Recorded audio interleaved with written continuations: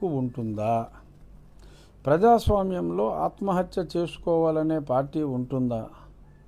వస్తుందా? ఈ పార్టీ ఆ పార్టీ అని ఏమీ లేదు, గెలిపే ముఖ్యం.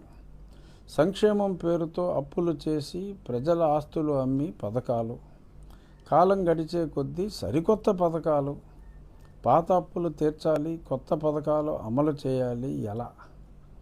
రోడ్డుపై గుంతల డబ్బులు లేవు, స్టూడెంట్స్ ఫీజు రీయింబర్స్మెంట్ డబ్బులు లేవు, అగ్నిమాపక శాఖకు పరికరాలు కొనుగోలు చేయాలా? డబ్బులు లేవు. రవాణా శాఖ సక్రమంగా పనిచేయాలి అంటే ఇవ్వాల్సిన నిధుల డబ్బు ఇల్లే.